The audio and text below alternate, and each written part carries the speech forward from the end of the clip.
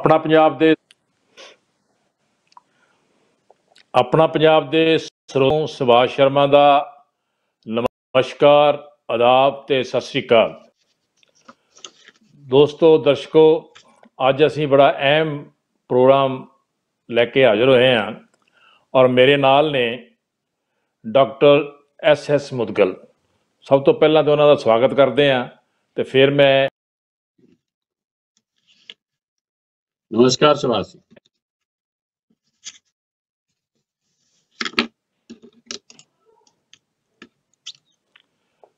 Doctor साहब नमस्कार। नमस्कार जी, नमस्कार सुभाष जी। ਡਾਕਟਰ ਸਾਹਿਬ, ਬੜਾ ਅਹਿਮ ਪ੍ਰੋਗਰਾਮ ਹੈ ਅੱਜ ਤੁਹਾਡਾ, ਕਿਉਂਕਿ ਅਸੀਂ ਲੋਕ ਜਿਹੜਾ ਸਾਡਾ ਸਮਾਜ ਦਾ ਰੂੜੀਵਾਦੀ ਸਮਾਜ ਆ ਉਹ ਇਹਨਾਂ ਚੀਜ਼ਾਂ ਨੂੰ ਥੋੜ੍ਹਾ ਜਿਹਾ ਅਵਾਇਡ ਕਰਦਾ ਔਰ ਸ਼ਰਮ ਮਹਿਸੂਸ ਕਰਦਾ ਆ ਡਿਸਕਸ ਕਰਨ ਤੋਂ, ਕਿਉਂਕਿ ਲੇਕਿਨ ਇਹ ਜਿਹੜੀ ਸਮੱਸਿਆ ਆ ਬੜੀ ਵਿਆਪਕ ਰੂਪ ਧਾਰਨ ਕਰ ਚੁੱਕੀ ਆ। ਕਿਉਂਕਿ ਇਹ ਜਿਹੜੇ ਰੀਜ਼ਨ ਨੇ ਕਿ ਆਪਾਂ ਜਿਹੜਾ ਪ੍ਰੋਗਰਾਮ ਕਰਨਾ ਆ, erectile dysfunction in male and pain during the sex in women, ਉਹ ਆਪਾਂ ਪ੍ਰੋਗਰਾਮ ਬੜਾ ਅਹਿਮ ਆ। ਇਹਦੇ ਇਸ ਪ੍ਰੋਗਰਾਮ 'ਤੇ ਆਈਏ, ਮੈਂ ਦੱਸਣਾ ਚਾਹੁੰਦਾ ਵਾਂ ਕਿ ਇਹ ਜਿਹੜੇ ਰੀਜ਼ਨ ਨੇ ਜਾਂ ਇਹ ਜਿਹੜਾ ਇਸ ਪ੍ਰੋਗਰਾਮ ਕਰ ਰਹੇ ਆ, ਇਹ ਬੜਾ ਜਾਣਕਾਰੀ ਔਰ ਵਿਸ਼ੇਵਰਧਕ ਪ੍ਰੋਗਰਾਮ ਆ ਔਰ ਇਹ ਸਾਨੂੰ ਸੁਣਨਾ ਬਹੁਤ ਜ਼ਰੂਰੀ ਆ, ਉਹਦੇ 'ਤੇ ਅਮਲ ਕਰਨਾ ਵੀ ਬਹੁਤ ਜ਼ਰੂਰੀ ਆ। ਕਿਉਂਕਿ ਅੱਜ ਦੇ ਨੌਜਵਾਨਾਂ ਦਾ ਜਿਹੜਾ ਡਾਈਵੋਰਸ ਹੋ ਰਿਹਾ, ਇਹ ਵੀ ਇੱਕ ਬੜਾ ਵੱਡਾ ਰੀਜ਼ਨ ਹੈ ਇਸ ਬਿਮਾਰੀ ਦਾ। ਔਰ ਦੂਸਰੇ ਪਾਸੇ ਕਈ ਵਾਰ ਮਤਲਬ ਅਸੀਂ ਇਸ ਚੀਜ਼ 'ਤੇ ਧਿਆਨ ਨਹੀਂ ਦਿੰਦੇ ਔਰ ਕਲੇਸ਼ ਔਰ ਜਿਹੜੀ ਪ੍ਰੋਗਰੈਸ ਇਨਸਾਨ ਦੀ ਰੁਕਦੀ ਆ, ਸੁਈਸਾਈਡ ਵੀ ਕਰ ਲੈਂਦੇ ਕਈ ਲੋਕ, ਲੇਡੀਜ਼ ਵੀ ਕਰ ਲੈਂਦੀਆਂ ਨੇ, ਬੰਦੇ ਵੀ ਕਰ ਲੈਂਦੇ ਨੇ। ਇਹ ਵੀ ਇੱਕ ਰੀਜ਼ਨ ਹੈ ਇਸ ਬਿਮਾਰੀ ਦਾ। ਔਰ ਦੂਸਰਾ, ਮੈਂ ਪਿੱਛੇ ਇੱਕ ਸੁਣ ਰਿਹਾ ਸੀ, ਇੱਕ ਕੈਸਟ ਭੇਜੀ ਮੈਨੂੰ ਕਿਸੇ ਨੇ, ਵੀਡੀਓ ਕਲਿੱਪ ਭੇਜਿਆ, ਉਹਦੇ ਵਿੱਚ ਜਦੋਂ ਅਸੀਂ ਇੰਗੇਜਮੈਂਟ ਕਰਨ ਜਾਂਦੇ ਬੱਚਿਆਂ ਦੀ, ਅਤੇ ਉਸ ਲੜਕੀ ਨੇ ਸਾਰੀਆਂ ਗੱਲਾਂ ਤੈਅ ਹੋਣ ਤੋਂ ਬਾਅਦ ਆਪਣੇ ਜਿਹੜੇ ਇਨਲਾਸ ਹੋਣ ਵਾਲੇ ਸਨ ਉਹਨਾਂ ਇੱਕ ਸਵਾਲ ਕੀਤਾ ਕਿ ਕਿਉਂ ਨਾ ਤੁਸੀਂ ਮੈਨੂੰ ਮੈਡੀਕਲ ਸਰਟੀਫਿਕੇਟ ਦਿਓ ਬੱਚੇ ਦਾ, ਬਜਾਏ ਜਨਮ ਪੱਤਰੀ ਮਿਲਾਉਣ ਦੇ ਤੁਸੀਂ ਮੈਨੂੰ ਮੈਡੀਕਲ ਸਰਟੀਫਿਕੇਟ ਦਿਓ। ਇਸ ਸਵਾਲ ਦੇ ਉੱਤੇ ਉਹ ਲੜਕੇ ਵਾਲੇ ਬੜੇ ਇਰੀਟੇਟ ਔਰ ਖਫਾ ਹੋਏ, ਲੇਕਿਨ ਬਾਅਦ 'ਚ ਉਹਨਾਂ ਨੂੰ ਸਮਝ ਲੱਗ ਗਈ ਕਿ ਨਹੀਂ, ਅੱਜ ਦੇ ਯੁੱਗ ਦੇ ਵਿੱਚ ਇਹ ਬੜਾ ਅਹਿਮ ਮੁੱਦਾ ਆ ਜਿਹਨੂੰ ਕਿ ਵਿਚਾਰਨਾ ਬਹੁਤ ਜ਼ਰੂਰੀ ਹੈ। ਇਸ ਕਰਕੇ ਡਾਕਟਰ ਸਾਹਿਬ, ਮੈਂ ਪਹਿਲਾਂ ਸਵਾਗਤ ਕਰਦਾ ਤੁਹਾਡਾ ਔਰ ਮੈਂ ਤੁਹਾਡੇ ਕੋਲ ਸਵਾਲ ਕਰਦਾ ਕਿ ਐਰੈਕਟਿਜ਼ਮ ਜਿਹੜਾ ਐਰੈਕਟ ਹੁੰਦਾ ਔਰ ਇਨਫੈਕਸ਼ਨ ਹੁੰਦੀ ਜਿਹੜੀ, ਜਾਂ ਇਹਦੀ ਫੰਕਸ਼ਨਿੰਗ ਘੱਟ ਹੋ ਜਾਂਦੀ ਆ ਡਿਊਰਿੰਗ ਸੈਕਸ ਜਿਹੜੇ ਬੰਦਿਆਂ ਦੇ ਵਿੱਚ, ਮੇਲ ਦੇ ਵਿੱਚ, ਇਹ ਕੀ ਚੀਜ਼ ਆ ਇਹ ਦੱਸੋ। ਔਰ ਡਿਊਰਿੰਗ ਸੈਕਸ ਜਿਹੜੀ ਔਰਤਾਂ ਦੇ ਪੇਨਸ ਹੁੰਦੀਆਂ ਨੇ ਉਹ ਕੀ ਚੀਜ਼ ਆ। ਦੂਜੇ ਕਾਰਨਾਂ 'ਚ ਮੈਂ ਬਾਅਦ 'ਚ ਆਵਾਂਗਾ, ਪਹਿਲਾਂ ਇਹਨੂੰ ਵਿਸਤਾਰ 'ਚ ਦੱਸੋ ਸਾਨੂੰ ਡਾਕਟਰ ਸਾਹਿਬ। ਨਮਸਕਾਰ ਸੁਭਾਸ਼ ਜੀ ਤੇ ਸਾਰੇ ਦਰਸ਼ਕਾਂ ਵੀ ਨਮਸਕਾਰ। ਮੈਂ ਇੱਕ ਗੱਲ ਤੁਹਾਨੂੰ ਦੱਸਣਾ ਚਾਹੀਦਾ, ਤੁਸੀਂ ਪਹਿਲਾਂ ਕਿਹਾ ਕਿ ਇਹਨਾਂ ਗੱਲਾਂ ਵਿੱਚ ਸ਼ਰਮ ਮਹਿਸੂਸ ਕਰਦੇ ਨੇ। ਇਹ ਬੜੀ ਗਲਤ ਗੱਲ ਹੈਗੀ ਕਿ ਸਾਡੇ ਦੇਸ਼ ਵਿੱਚ ਸੈਕਸ ਐਜੂਕੇਸ਼ਨ ਦਾ ਇੰਨਾ ਲੰਬਾ ਚੌੜਾ ਇਤਿਹਾਸ ਹੈ ਕਿ ਸਾਡੇ ਰਿਸ਼ੀ ਵਾਤਸਾਇਨ ਨੇ ਕਾਮ ਸੂਤਰ ਲਿਖਿਆ, ਉਹਦੇ ਵਿੱਚ ਇੰਨੀ ਜਾਣਕਾਰੀਆਂ ਨੇ ਕਿ ਕਮਾਲ ਹੈ। ਸਾਰੀ ਦੁਨੀਆ ਵਿੱਚ ਬਾਅਦ ਵਿੱਚ ਹੁਣ ਲੋਕ ਕਹਿੰਦੇ ਆ ਕਿ ਵੀ ਸਕੂਲਾਂ ਵਿੱਚ, ਕਾਲਜਾਂ ਵਿੱਚ ਸੈਕਸ ਐਜੂਕੇਸ਼ਨ ਦਿਓ, ਪਰ ਸਾਡੇ ਦੇਸ਼ ਵਿੱਚ ਤਾਂ ਬਹੁਤ ਵੱਡਾ ਇਤਿਹਾਸ ਸੀ। ਤੇ ਇਹੀ ਨਹੀਂ, ਮੰਦਿਰਾਂ ਤੇ ਹੁਣ ਵੀ ਤੁਸੀਂ ਜਾਓ, ਕੋਣਾਰਕ ਦੇ ਮੰਦਿਰ, ਪਹਿਲਾਂ ਦੀ ਖਜੁਰਾਹੋ ਜਾਓ, ਉੱਥੇ ਸੈਕਸ ਬਾਰੇ ਇੰਨਾ ਕੁਛ, ਬੱਚਾ ਜਾਏ, ਬੁੱਢਾ ਜਾਏ, ਜਵਾਨ ਜਾਏ, ਮਾਂ ਬੇਟਾ ਕੋਈ ਜਾਏ, ਯਾਨੀ ਸਾਡੇ ਦੇਸ਼ ਵਿੱਚ ਇਸ ਨੂੰ ਕਦੀ ਸ਼ਰਮ ਮਹਿਸੂਸ ਕਰਨ ਦਾ ਕਾਰਨ ਨਹੀਂ ਬਣਾਇਆ ਗਿਆ ਸੀ। ਇਹ ਹੁਣ ਜਾ ਕੇ ਮਾਡਰਨ ਟਾਈਮ ਵਿੱਚ ਲਗਭਗ 100 ਸਾਲ ਪਹਿਲਾਂ ਇਹ ਚੀਜ਼ਾਂ ਸ਼ੁਰੂ ਹੋ ਗਈ। ਤੇ ਦੂਜੀ ਗੱਲ ਮੈਂ ਤੁਹਾਨੂੰ ਦੱਸਦਾ ਕਿ ਸਾਡੇ ਲੋਕ ਗੀਤਾਂ ਵਿੱਚ ਸੈਕਸ ਐਜੂਕੇਸ਼ਨ ਦਾ ਬੜਾ ਭਾਰੀ ਜ਼ਿਕਰ ਹੈ। ਉਹਦੇ ਬਾਅਦ ਸਾਡੇ ਤੁਸੀਂ ਦੇਖੋ, ਫਾਗਣ ਵਿੱਚ ਜਿਹੜੀ ਔਰਤਾਂ ਨੱਚਦੀ ਸੀ, ਗਾਉਂਦੀ ਸੀ ਕਿ ਬਈ ਉਸ ਵੇਲੇ ਖੇਤੀ ਦਾ ਕੰਮ ਘੱਟ ਹੁੰਦਾ ਸੀ ਤੇ ਸਿਰਫ ਔਰਤਾਂ ਦਾ ਨਾਚ ਗਾਣਾ ਹੁੰਦਾ ਸੀ। ਉੱਥੇ ਜਿਹੜੇ ਗਾਣੇ ਹੈ, ਜੇਕਰ ਉਹ ਲੋਕ ਗੀਤਾਂ ਨੂੰ ਦੇਖਾ ਜਾਏ ਤਾਂ ਉੱਥੇ ਵੀ ਸੈਕਸ ਸਿੱਖਿਆ ਹੈਗੀ। ਤੇ ਇਸੇ ਤਰ੍ਹਾਂ ਜਿਹੜੀ ਸਾਡੇ ਕੁੜੀਆਂ ਨੂੰ ਸੈਕਸ ਸਿੱਖਿਆ ਦਿੰਦੇ ਸੀ, ਉਹ ਦੇਖੋ ਵਿਆਹ ਤੇ ਬਚਪਨ ਵਿੱਚ ਹੋ ਜਾਂਦਾ ਸੀ, ਪਰ ਭੇਜਦੇ ਸੀ ਪਿਊਬਰਟੀ ਦੇ ਬਾਅਦ। ਕਿਉਂ? ਤਦ ਤੱਕ ਉਸ ਨੂੰ ਤਿਆਰ ਕਰਦੇ ਸੀ। ਉਹਦੀ ਭਾਬੀ, ਚਾਚੀ ਵਗੈਰਾ ਜਿਹੜੀ ਸੀ, ਜਾਂ ਕੋਈ ਮੈਰਿਡ ਸਹੇਲੀਆਂ, ਉਹ ਉਹਨੂੰ ਸਾਰੀ ਗੱਲਾਂ ਦੱਸਦੀ ਸੀ, ਜਿਸ ਕਰਕੇ ਪ੍ਰੋਬਲਮ। ਇਸੇ ਤਰ੍ਹਾਂ ਮੁੰਡਿਆਂ ਦੀ ਗੱਲ ਸੀ। ਤੇ ਇਹ ਕਹਿਣਾ ਕਿ ਵੀ ਸਾਡੇ ਦੇਸ਼ ਵਿੱਚ ਇਹਦਾ ਇਤਿਹਾਸ ਨਹੀਂ ਸੀ, ਫਿਰ ਦੇਖੋ ਸਾਡੇ ਸਾਰੇ ਰਿਸ਼ੀ ਮੁਨੀਆਂ ਦੀ ਪਤਨੀਆਂ ਨੇ, ਸਾਰੇ ਭਗਵਾਨਾਂ ਦੀ ਪਤਨੀਆਂ ਨੇ। ਇਹ ਬਹੁਤ ਜ਼ਰੂਰੀ ਚੀਜ਼ ਹੈ ਇਹਨੂੰ ਸਮਝਣ ਲਈ ਕਿ ਬਈ sex is not a taboo, this has to be understood. ਯਾਨੀ ਕਿ it is a very great power which keeps the family together. ਕਿਉਂਕਿ ਇਹਦਾ ਤੁਸੀਂ ਬੜਾ ਸ਼ੁਰੂਆਤ ਦੱਸਿਆ ਕਿ ਵੀ ਇਹ ਤਲਾਕ ਹੋ ਜਾਂਦੇ, ਆਤਮ ਹੱਤਿਆ, ਇਹ ਵੀ ਇਸੇ ਕਰਕੇ ਕਿ ਸੈਕਸ ਨੂੰ ਸਮਝਦੇ ਨਹੀਂ ਅਸੀਂ। ਤੇ ਅਸੀਂ ਆਉਂਦੇ ਨੇ ਟੌਪਿਕ ਤੇ, ਪਹਿਲਾਂ ਆਦਮੀਆਂ ਦਾ ਜਿਹੜਾ ਟੌਪਿਕ ਹੈਗਾ ਇਰੈਕਟਾਈਲ ਡਿਸਫੰਕਸ਼ਨ ਜਾਂ ਨਪੁੰਸਕਤਾ, ਬਈ ਸੈਕਸ ਕਰਨ ਵਿੱਚ ਕਮੀ। ਇਹ ਕਾਰਨ ਆਉਣ ਤੋਂ ਪਹਿਲਾਂ ਮੈਂ ਤੁਹਾਨੂੰ ਦੱਸਾਂ ਇਹ ਹੁੰਦਾ ਕੀ ਹੈ। ਯਾਨੀ ਜਦ ਬੰਦਾ ਉਤੇਜਿਤ ਹੁੰਦਾ ਹੈ ਮਾਨਸਿਕ ਤੌਰ ਤੇ, ਉਹ ਸੋਚ ਕੇ ਹੋ ਸਕਦਾ ਹੈ, ਜਾਂ ਫਿਰ ਕੋਈ ਜਿਹੜੀ ਗਰਲਫ੍ਰੈਂਡ ਜਾਂ ਪਤਨੀ ਦੇ ਨਾਲ ਬੈਠੇ ਤੇ ਉਹਦਾ ਸਪਰਸ਼ ਹੋਏ ਕਿੱਥੇ, ਕੋਈ ਜ਼ਰੂਰੀ ਨਹੀਂ ਕਿ ਜਨਾਨਾ ਯਾਨੀ ਜਿਹੜੇ ਪਾਰਟਸ ਨੇ ਉੱਥੇ ਹੀ ਸਪਰਸ਼ ਹੋਏ, ਕਿੱਥੇ ਹੀ ਹੱਥ ਫੜਨ ਵਿੱਚ ਵੀ ਬੰਦੇ ਨੂੰ ਹੋ ਜਾਂਦੀ ਹੈ, ਇਰੈਕਸ਼ਨ ਸ਼ੁਰੂ ਹੋ ਜਾਂਦੀ ਹੈ। ਉਹ ਯਾਨੀ ਕਿ ਮਾਨਸਿਕ ਤੌਰ ਤੇ ਜਦੋਂ ਤਿਆਰ ਹੁੰਦਾ ਤਾਂ ਆਪਣੇ ਆਪ ਹੋ ਜਾਂਦੀ। ਇਹਦਾ ਹੁੰਦਾ ਕੀ ਹੈ ਕਿ ਸਾਡੇ ਲਿੰਗ ਵਿੱਚ ਦੋ ਵੱਡੇ ਥੈਲੀਆਂ ਹੁੰਦੀ, ਜਿਨ੍ਹਾਂ ਨੂੰ ਅਸੀਂ ਕਾਰਨੋਜ਼ਾ ਕਹਿੰਦੇ ਨੇ, ਤੇ ਉਹ ਭਰ ਜਾਂਦੀਆਂ ਨੇ ਬਲੱਡ ਦੇ ਨਾਲ। ਇਹ ਕੋਈ ਮਾਸਪੇਸ਼ੀਆਂ ਦਾ ਨਹੀਂ ਕਿ ਕੋਈ ਕਮਜ਼ੋਰੀ ਹੋ ਜਾਂਦੀ ਹੈ, ਕਿ ਕੋਈ ਕਾਰਪੋਰਾ ਜਿਹੜਾ ਹੈ ਕੈਵਰਨੋਜ਼ਾ ਅਸੀਂ ਕਹਿੰਦੇ ਹਾਂ, ਉਹਨਾਂ ਵਿੱਚ ਜਿਸ ਤਰ੍ਹਾਂ ਗੁਬਾਰੇ ਵਿੱਚ ਹਵਾ ਜਾਂ ਪਾਣੀ ਭਰਦਾ ਹੈ ਨਾ, ਉਸ ਤਰ੍ਹਾਂ ਦਾ ਹੁੰਦਾ ਹੈ, ਤੇ ਉਸ ਤੋਂ ਇਰੈਕਸ਼ਨ ਹੋ ਜਾਂਦੀ ਹੈ। ਤੇ ਇਹਦਾ ਤਰੀਕਾ ਵੀ ਇਹੀ ਹੁੰਦਾ ਹੈ ਕਿ ਵੀ ਮਾਨਸਿਕ ਤੌਰ ਤੇ ਬੰਦਾ ਉਤੇਜਿਤ ਹੋਣਾ ਹੈ। ਉਤੇਜਿਤ ਮੈਂ ਦੱਸਿਆ ਕਿ ਕੁਝ ਤਾਂ ਨਰਵ ਦਾ ਯਾਨੀ ਸੋਚ ਦਾ ਹੈ, ਜਿਹੜਾ ਬ੍ਰੇਨ ਤੋਂ ਕੰਟਰੋਲ ਹੁੰਦਾ ਹੈ, ਤੇ ਕੁਝ ਲੋਕਲ ਜਿਹੜੇ ਪਰਸ ਜਿਸ ਤਰ੍ਹਾਂ ਬੈਠ ਗਏ, ਮੀਆਂ ਬੀਬੀ ਬੈਠਦੇ ਨੇ, ਗੱਲਾਂ ਕਰਦੇ ਨੇ, ਅੱਖਾਂ ਦਾ ਇਸ਼ਾਰਾ, ਸਾਰੀ ਚੀਜ਼ਾਂ ਇਹਦੇ ਵਿੱਚ ਯਾਨੀ ਪੂਰੀ ਬਾਡੀ ਕੰਮ ਕਰਦੀ ਹੈ। ਤੇ ਇਸੇ ਲਈ ਕਾਰਨ ਵੀ ਉਹੀ ਹੁੰਦੇ ਨੇ ਕਿ ਜਦ ਬ੍ਰੇਨ ਵਿੱਚ ਕੋਈ ਯਾਨੀ ਗੜਬੜ, ਬ੍ਰੇਨ ਦੀ ਗੜਬੜ ਕੋਈ ਬਿਮਾਰੀ ਨਹੀਂ, ਸਟ੍ਰੈਸ ਮੈਂ ਜਿਹਨੂੰ ਕਹਿੰਦਾ। ਪਰ ਇਸ ਤੋਂ ਪਹਿਲਾਂ ਮੈਂ ਦੱਸਾਂ ਕਿ ਹੁੰਦਾ ਕੀ ਹੈ। ਤਿੰਨ ਪਾਰਟ ਹੋ ਸਕਦੇ ਹੈ ਕਿ ਜਾਂ ਤਾਂ ਜਿਹੜਾ ਲਿੰਗ ਹੈ ਉਹ ਨਰਮ ਪਿਆ ਰਹੇ, ਉਹ ਜਿਹੜਾ ਸਖਤੀ ਨਾ ਹੋਏ, ਕਠੋਰ ਹੀ ਨਾ ਹੋਵੇ, ਜਾਂ ਫਿਰ ਉਹ ਬਹੁਤ ਦੇਰ ਤੱਕ ਕਠੋਰ ਨਾ ਰਹਿ ਸਕੇ। ਤੀਜਾ ਹੁੰਦਾ ਕਿ ਬਿਲਕੁਲ ਹੀ ਕੰਮ ਨਾ ਕਰੇ।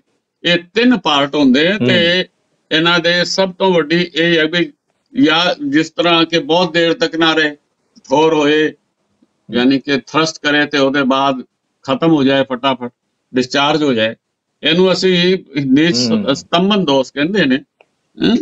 ਤੇ ਇਹਦੇ ਕਾਰਨ ਕੀ ਹੈਗੇ? ਸਭ ਤੋਂ ਵੱਡਾ ਕਾਰਨ 40 ਸਾਲ ਤੋਂ ਪਹਿਲਾਂ ਜਿਹੜਾ ਹੁੰਦਾ ਹੈ ਉਮਰ ਦਾ, ਪੋਲੋਜੀਕਲ। 40 ਸਾਲ ਤੋਂ ਪਹਿਲਾਂ ਬਹੁਤ ਜ਼ਿਆਦਾ ਕੋਈ ਬਿਮਾਰੀਆਂ ਸਰੀਰਕ ਨਹੀਂ ਹੁੰਦੀ। ਇਹ ਜ਼ਿਆਦਾਤਰ ਹੁੰਦਾ ਹੈ ਸਟ੍ਰੈਸ, ਯਾਨੀ ਕਿਸੇ ਹੋਰ ਚੀਜ਼ ਦੀ ਚਿੰਤਾ ਹੋਏ, ਜਾਂ ਡਿਪਰੈਸ਼ਨ ਹੋ ਜਾਏ, ਵੀ ਧੰਦਾ ਨਹੀਂ ਹੋਏ, ਜਾਂ ਇੱਕ ਹੁੰਦਾ ਹੈ ਕਿ ਮੀਆਂ ਬੀਵੀ ਵਿੱਚ ਲੜਾਈ ਹੋ ਜਾਏ, ਉਹ ਵੀ ਕੰਮ ਹੁੰਦਾ। ਕਲਹ ਹੋਏ ਨਾ ਘਰ ਵਿੱਚ, ਬੰਦੇ ਦਾ ਦਿਲ ਨਹੀਂ ਕਰਦਾ ਕਿ ਬਈ ਇਹਦੇ ਨਾਲ ਗੱਲ ਕਰੀਏ। ਫਿਰ ਕਈ ਹੋਰ ਚ ਲਾਈਫ ਸਟਾਈਲ ਨੇ, ਉਹ ਵੀ ਪ੍ਰਭਾਵ ਕਰਦੇ। ਬਹੁਤ ਜ਼ਿਆਦਾ ਸ਼ਰਾਬ ਪੀਣਾ, ਯਾਨੀ ਸਾਡੀ ਅਸੀਂ ਡਾਕਟਰੀ ਪੜ੍ਹਦੀ ਸ਼ੁਰੂ ਕੀਤੀ ਸੀ ਤਾਂ ਕਹਿੰਦੇ ਸੀ ਕਿ alcohol ਇਨਕਰੀਜ਼ਿਸ the desire but ਡਿਕਰੀਜ਼ਿਸ the function. ਯਾਨੀ ਉਹ ਇੱਛਾ ਤਾਂ ਵੱਧ ਜਾਂਦੀ ਹੈ, ਪਰ ਜਿਹੜੀ ਉਹਦੀ ਇਰੈਕਸ਼ਨ ਜਿਹੜੀ ਹੈ ਉਹ ਘਟ ਜਾਂਦੀ ਹੈ। ਤੇ ਲਾਈਫ ਸਟਾਈਲ ਵਿੱਚ ਸਮੋਕਿੰਗ ਬਹੁਤ ਤਗੜੀ ਚੀਜ਼ ਹੈਗੀ। ਸਮੋਕਿੰਗ ਨਾਲ ਜਿਹੜੀ ਆਰਟਰੀਜ਼ ਨੇ, ਜਿਹੜੀ ਬਲੱਡ ਭਰਦੀ ਨਾ, ਉਹ ਤੰਗ ਹੋ ਜਾਂਦੀ, ਸਿकुड़ ਜਾਂਦੀ ਹੈ। ਤੇ ਸਮੋਕਿੰਗ ਬਹੁਤ ਤਗੜਾ ਕਾਰਨ ਹੈ ਇਰੈਕਟਾਈਲ ਡਿਸਫੰਕਸ਼ਨ ਦਾ। ਦੂਜਾ ਜਿਹੜਾ ਹੈ ਬਹੁਤ ਜ਼ਿਆਦਾ ਸ਼ਰਾਬ ਪੀਣਾ। ਇੱਕ ਮੈਂ ਤੁਹਾਨੂੰ ਦੱਸਿਆ ਹੀ ਹੈ ਕਿ ਬਈ ਇਹ ਇੱਕ ਹੋਰ ਚੀਜ਼ ਹੈ, ਜਿਹੜੇ ਸਾਈਕਲ ਜਿਹੜਾ ਹੈ ਉਹਦੀ ਸੀਟ ਅਗਰ ਠੀਕ ਨਾ ਹੋਏ, ਜਿਹੜਾ ਇਸ ਥਾਂ ਤੇ ਜਿਹੜੇ ਸਾਡੇ ਐਨਸ ਤੇ ਲਿੰਗ ਦੇ ਵਿਚਕਾਰ ਦੀ, ਜਿਹਨੂੰ ਪੈਰੀਨੀਅਮ ਕਹਿੰਦੇ ਨੇ, ਉੱਥੇ ਦੀ ਨਸਾਂ ਨੂੰ ਨੁਕਸਾਨ ਹੋ ਸਕਦਾ ਹੈ। ਫਿਰ 40 ਬਾਅਦ ਜਿਹੜੀ ਉਮਰ ਵਿੱਚ ਕੋਲੇਸਟ੍ਰੋਲ ਵੱਧ ਜਾਏ ਤਾਂ ਵੀ ਆਰਟਰੀ ਸਿਕੜ ਜਾਂਦੀ ਹੈ। ਡਾਇਬਟੀਜ਼ ਹੋ ਜਾਏ, ਉਹ ਵੀ ਹੋ ਜਾਂਦਾ ਹੈ। ਪ੍ਰੋਸਟੇਟ ਜਾਂ ਬਲੈਡਰ ਦਾ ਕੈਂਸਰ ਹੋ ਜਾਏ, ਜਾਂ ਉਹ ਟਿਊਮਰ ਹੋ ਜਾਏ, ਉਹ ਵੀ ਇਸ ਨੂੰ ਉਹ ਕਰਦੇ ਨੇ। ਫਿਰ ਕੁਝ ਦਵਾਈਆਂ ਹੁੰਦੀਆਂ ਨੇ ਠੀਕ। ਜਿਹੜੀ ਬਲੱਡ ਪ੍ਰੈਸ਼ਰ ਦੀ ਸਾਰੀਆਂ ਦਵਾਈਆਂ ਵਿੱਚ 3 ਸਾਈਡ ਇਫੈਕਟ ਕਦੀ ਵੀ ਹੋ ਸਕਦੇ ਆ। ਇਹ ਨਹੀਂ ਕਿ ਸਭ ਨੂੰ ਹੋਣਗੇ, ਕਿਸੇ ਨੂੰ ਹੁੰਦੇ ਕਿਸੇ ਨੂੰ ਨਹੀਂ ਹੁੰਦੇ, ਪਰ 3 ਜਿਹੜੇ ਸਾਈਡ ਇਫੈਕਟ, ਇੱਕ ਤਾਂ ਖੰਘ ਹੈ ਜਿਸ ਤਰ੍ਹਾਂ, ਦੂਜੀ ਕਿਹੜਾ ਹੈ ਇਹ ਮੈਂ ਤੁਹਾਨੂੰ ਦੱਸਿਆ ਕਿ ਵੀ ਇਰੈਕਟਾਈਲ ਡਿਸਫੰਕਸ਼ਨ ਹੈ, ਯਾਨੀ ਕਿ ਪਾਰਸ਼ੀਅਲ ਇੰਪੋਟੈਂਸ ਜਿਹਨੂੰ ਕਹਿੰਦੇ ਆ ਉਹ ਹੋ ਸਕਦੀ ਹੈ। ਤੇ ਤੀਜਾ ਜਿਹੜਾ ਹੈ ਮੈਂ ਇੱਕ ਡਿਪਰੈਸ਼ਨ ਵੀ ਹੋ ਸਕਦਾ ਹੈ। ਇਸ ਲਈ ਜਦ ਕਦੀ ਇਹ ਪਰੇਸ਼ਾਨੀ ਹੋਏ ਤਾਂ ਆਪਣੇ ਡਾਕਟਰ ਨੂੰ ਪੁੱਛੋ ਵੀ ਜਿਹੜੀ ਦਵਾਈ ਮੈਂ ਖਾ ਰਿਹਾ ਹਾਂ ਇਹਨਾਂ ਕਰਕੇ ਤਾਂ ਨਹੀਂ ਹੈ। ਕਈ ਵਾਰੀ ਅਸੀਂ ਕੀ ਕਰਦੇ ਹਾਂ ਕਿ ਉਸ ਡਾਕਟਰ ਨੂੰ ਪੁੱਛਦੇ ਨਹੀਂ ਤੇ ਸੈਕਸੋਲੋਜਿਸਟ ਕੋਲ ਚਲੇ ਜਾਂਦੇ। ਉਹ ਠੀਕ, ਜੇਕਰ ਨਾ ਪੁੱਛੇ, ਜੇਕਰ ਉਹਨੂੰ ਧਿਆਨ ਨਾ ਹੋਏ ਤਾਂ ਗੜਬੜ ਹੋ ਜਾਂਦੀ। ਤੇ ਪਹਿਲਾਂ ਆਪਣਾ ਜਿਹੜਾ ਫੈਮਿਲੀ ਡਾਕਟਰ ਹੈ, ਫਿਜ਼ੀਸ਼ੀਅਨ ਹੈ, ਉਹਨੂੰ ਦੱਸੋ ਤੁਸੀਂ ਕਿ ਬਈ ਇਹ ਹੈ। ਤੇ ਉਹਦੇ ਬਾਅਦ ਇਹ ਹੁੰਦਾ ਹੈ ਕਿ ਵੀ ਹਾਰਟ ਡਿਜ਼ੀਜ਼ ਵੀ ਕਈ ਹੁੰਦੀ ਹੈ ਜਿਨ੍ਹਾਂ ਵਿੱਚ ਹੋ ਜਾਂਦਾ। ਇੱਕ ਬਹੁਤ ਵੱਡਾ ਕਾਰਨ ਹੈ ਮੋਟਾਪਾ। ਮੋਟਾਪਾ ਬਹੁਤ ਸਾਰੀ ਬਿਮਾਰੀਆਂ ਦਾ ਕਾਰਨ ਹੈ ਤੇ ਇਹ ਵੀ ਹੈ। ਫਿਰ ਕੀ ਹੁੰਦਾ ਹੈ ਕਿ ਕਈਆਂ ਨੂੰ ਜਨਮਜਾਤ ਹੀ ਇਹ ਹਾਰਮੋਨਲ ਡਿਸਫੰਕਸ਼ਨ ਹੁੰਦਾ ਹੈ, ਟੈਸਟੋਸਟੇਰੋਨ ਨਹੀਂ ਬਣਦਾ, ਜਾਂ ਕਈਆਂ ਨੂੰ ਜਿਹੜੀ ਥਾਇਰਾਇਡ ਦੀ ਬਿਮਾਰੀ ਹੈ ਉਹਦੇ ਕਰਕੇ ਹੋ ਜਾਂਦਾ, ਜਾਂ ਪਿਚੂਟਰੀ ਦਾ ਹੁੰਦਾ ਹੈ। ਯਾਨੀ ਇਹ ਹਾਰਮੋਨਲ ਵੀ ਟੈਸਟ ਕਰਨੇ ਪੈਂਦੇ ਨੇ।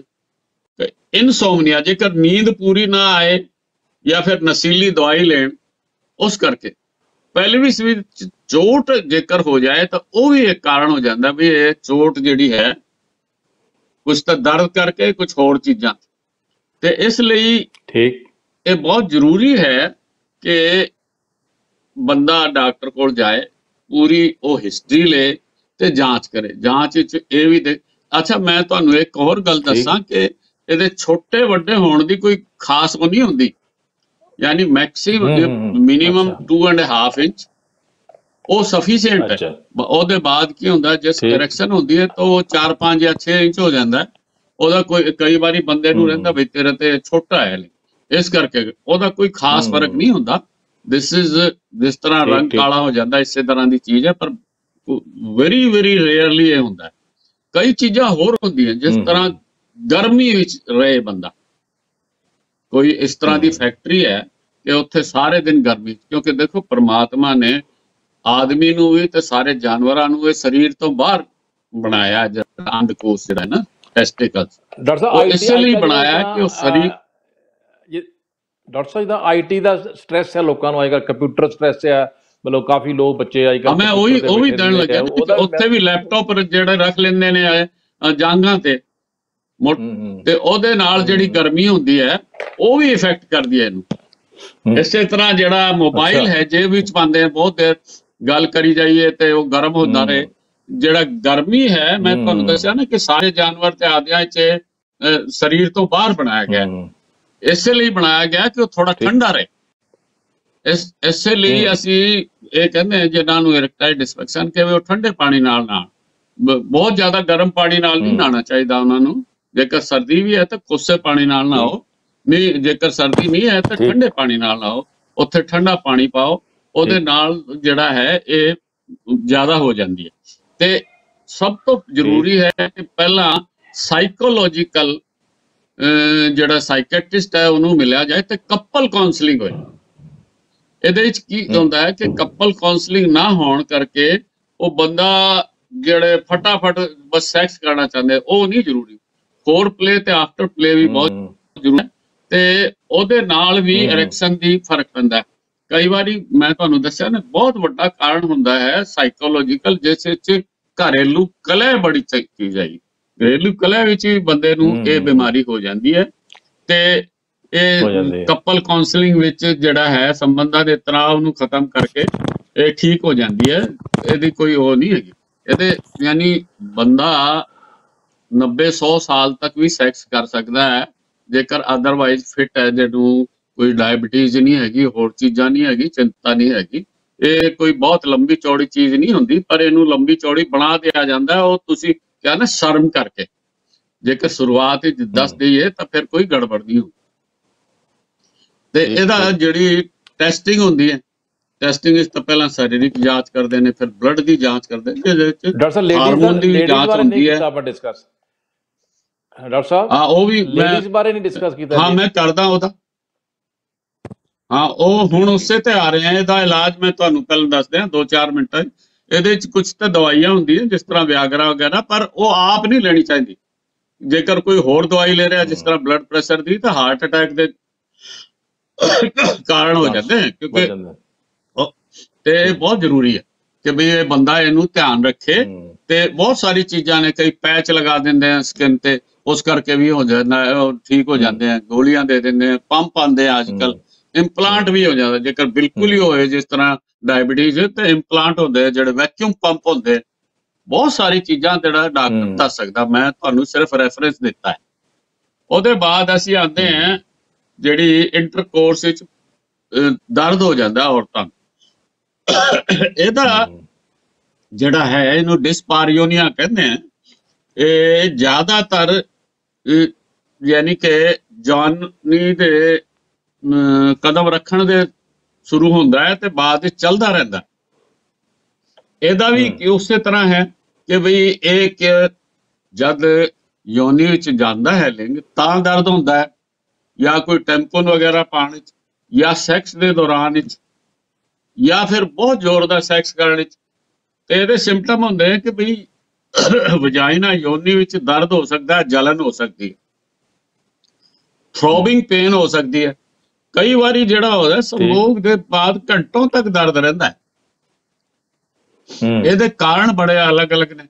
ਯਾਨੀ ਕਿ ਜਿਸ ਤਰ੍ਹਾਂ ਅਗਰ ਸ਼ੁਰੂਆਤ ਵਿੱਚ ਦਰਦ ਹੁੰਦਾ ਹੈ, ਜਿਸ ਤਰ੍ਹਾਂ ਐਂਟਰੀ 'ਚ, ਉਸ ਦਾ ਸਭ ਤੋਂ ਵੱਡਾ ਕਾਰਨ ਹੁੰਦਾ ਹੈ ਵਜਾਈਨਾ ਦਾ ਲੂਬਰੀਕੇਟ ਨਾ ਹੋਣਾ, ਚਿਕਨਾਈ। ਤੇ ਜਵਾਨ ਕੁੜੀਆਂ 'ਚ ਉਹ ਹੁੰਦਾ ਹੈ ਇਸ ਕਰਕੇ ਕਿ ਜਿਹੜਾ ਪਾਰਟਨਰ ਹੈ ਉਹ ਜਲਦਬਾਜ਼ੀ ਕਰੇ, ਉਹਨੂੰ ਤਿਆਰ ਹੀ ਨਾ ਕਰੇ ਸੈਕਸ਼ਲੀ, ਮੈਂਟਲੀ ਤਿਆਰ ਹੋਣ ਕਰਕੇ ਉੱਥੇ ਲੂਬਰੀਕੇਸ਼ਨ ਹੋ ਜਾਂਦੀ ਹੈ, ਆਪਣੇ ਆਪ ਹੀ ਸਿਕ੍ਰੀਸ਼ਨ ਸ਼ੁਰੂ ਹੋ ਜਾਂਦੇ ਆ। ਤੇ ਫੋਰਪਲੇ ਜਿਸ ਤਰ੍ਹਾਂ ਹੱਥ ਪਕੜ ਕੇ ਬੈਠਣਾ, ਗੱਲਾਂ ਕਰਨਾ, ਮਜ਼ਾਕ ਕਰਨਾ, ਇਹ ਸਪਰਸ਼ ਕਰਨਾ ਇੱਥੇ ਉੱਥੇ, ਉਹ ਬਹੁਤ ਜ਼ਰੂਰੀ ਚੀਜ਼ ਹੈ। ਇਹਨੂੰ ਅਸੀਂ ਫੋਰਪਲੇ ਕਹਿੰਦੇ ਡਾਕਟਰੀ ਭਾਸ਼ਾ ਵਿੱਚ। ਤੇ ਕਈ ਵਾਰੀ ਕੋਈ ਕਰੀਮ ਵੀ ਯੂਜ਼ ਕਰਨੀ ਹੁੰਦੀ ਹੈ, ਪਰ ਉਹ ਕਰੀਮ ਜਿਹੜੀ ਹਾਂਜੀ ਵਾਟਰ ਬੇਸਡ ਕਰੀਮ ਹੋਣੀ ਚਾਹੀਦੀ ਹੈ। ਇਸ ਤਰ੍ਹਾਂ ਨਹੀਂ ਹੁੰਦੀ ਕਿ ਫਿਰ ਕੀ ਹੈ ਕਿ ਕਈ ਵਾਰੀ ਕਈ ਦਵਾਈਆਂ ਜਿਹੜੀ ਹੈ ਉਹ ਲੂਬਰੀਕੇਸ਼ਨ, ਜਿਸ ਤਰ੍ਹਾਂ ਜ਼ੁਕਾਮ ਦੀ ਦਵਾਈ, ਉਹ ਸੜ ਪੈਣਾ ਬੰਦ ਕਰਦੀ ਹੈ, ਤੇ ਉਹ ਬਹੁਤ ਸਾਰੇ ਸਿਕ੍ਰੀਸ਼ਨ ਨੂੰ, ਮੂੰਹ ਵੀ ਸੁੱਕ ਜਾਂਦਾ ਹੈ ਤੇ ਵਜਾਈਨਾ ਵੀ ਸੁੱਕ ਸਕਦੀ ਹੈ। ਉਹਦਾ ਵੀ ਧਿਆਨ ਰੱਖਣਾ ਹੁੰਦਾ ਵੀ ਇਹ ਤਾਂ ਨਹੀਂ ਲੈ ਰਹੇ।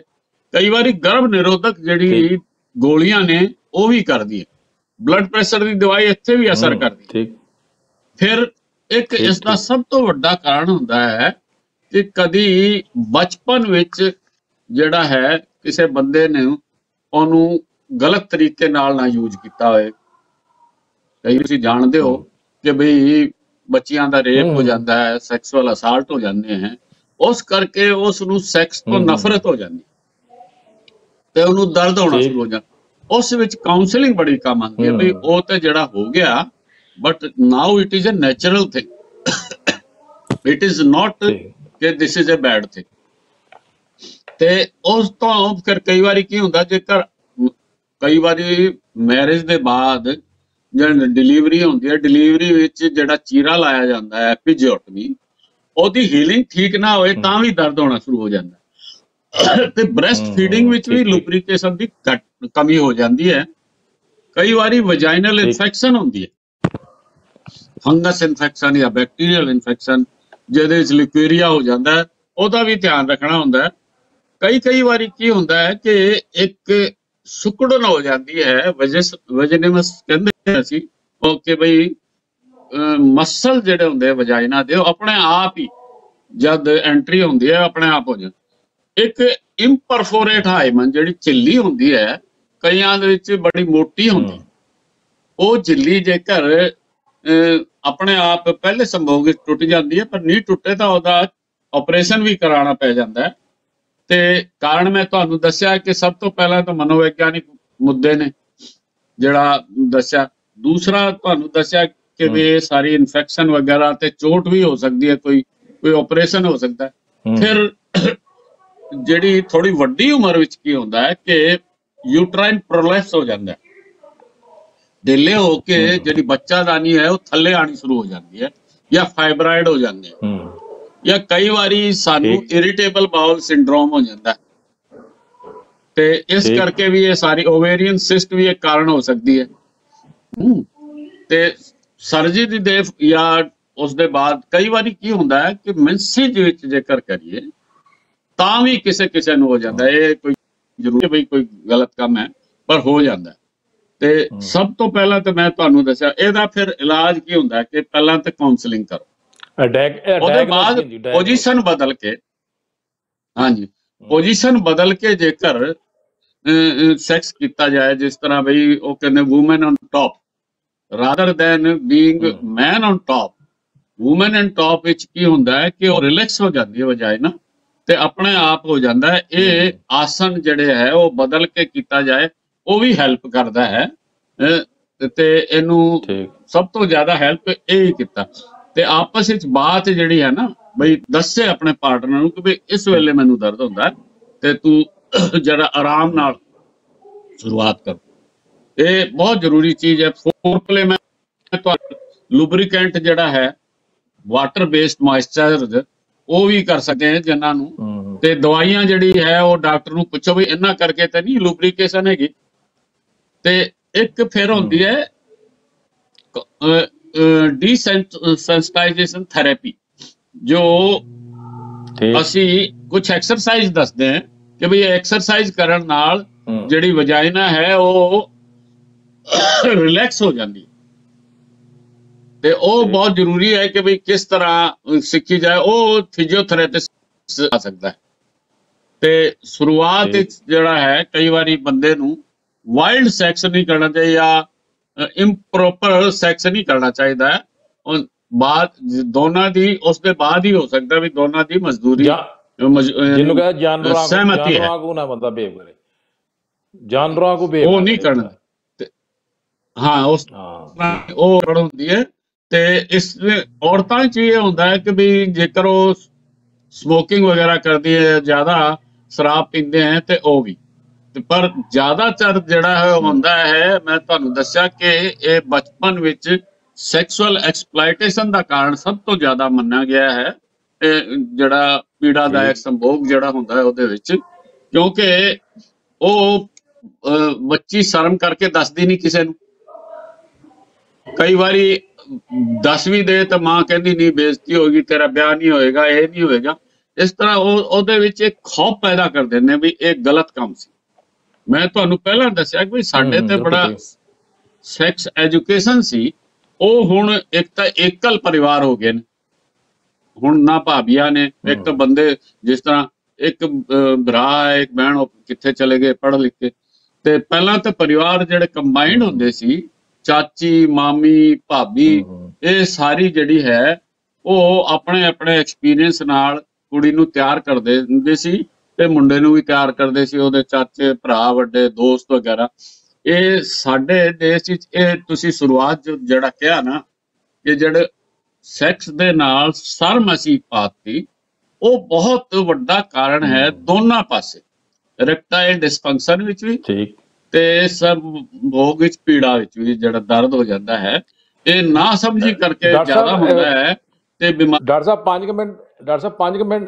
5 ਮਿੰਟ ਰਹਿ ਗਏ ਨੇ। ਇਹਦਾ ਡਾਇਗਨੋਸ ਦਾ ਛੱਡੋ, ਇਹਦਾ ਦੱਸ ਦਿਓ 2-3 ਮਿੰਟ 'ਚ। ਤੇ ਇਹਦਾ ਜਿਹੜੀ ਡਾਇਗਨੋਸਿਸ ਇਹਦਾ